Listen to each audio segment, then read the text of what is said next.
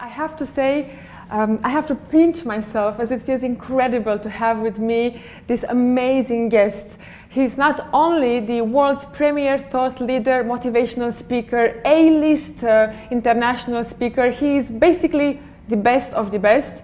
And what makes it incredible and very unique is that when I started my presenting career, my coach told me, watch this particular presenter and copy everything that he does.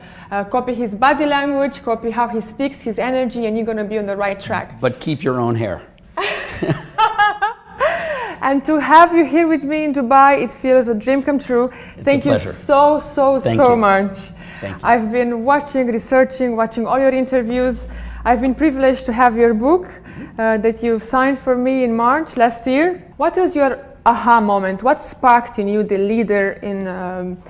how long it took you to mold them, to change that culture? That's a good question. So I went there in 1990 to become part of this project to uplift the quality of service in the entire nation of Singapore. You've been an educator and speaker for decades. You've been speaking to millions of people. Lots and lots of people. What do people learn in your workshops that they haven't grasped yet in school? Oh, that's a great question. You know, in school, if you think about it, what do we learn? Math, science, writing, reading, geography. But have you ever really gotten a class when you were in school in how to serve other people? I wish I had. Yeah, or how to create value in the world, or how to... And yet, when every person completes school, they go out to get a job. Right. Now, what's the purpose of a job? To create some value for somebody else so that they will appreciate you, compensate you, etc. Yeah, that's called service.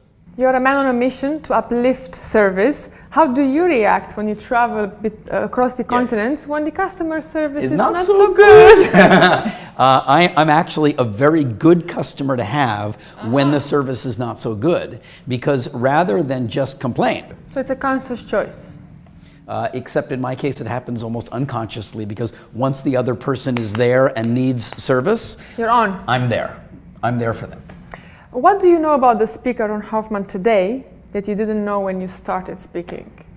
I thought I'd have more hair. But let's see. And that fuels you on and on. It makes me want to give back in a really strong way, the best I possibly can. Do you still remember the very first times when you went on stage? How was it for you? I remember I was a trainer before I was a real speaker. Okay. Yeah. Although way back in my Frisbee days, I was the master of ceremonies okay. at the World Frisbee Championships in the Rose Bowl. So, you know, I was the guy on the microphone, thousands of people. So I already had that. What gave you the courage dynamic. to do that in school? I loved Frisbee. Right? So for me, it was about telling the audience who this guy is and what's the name of that dog and how does this sport work and why is that considered a good score. I was privileged to be able to help them appreciate the sport that I love. So what you are saying for people who are watching this channel to also learn about how to find your voice is find what your passion is. Because you loved Frisbee. I did. I still do. Okay.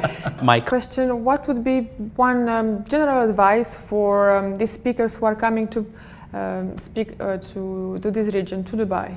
Fair enough. Yeah. I am extremely grateful to have learned so much from you.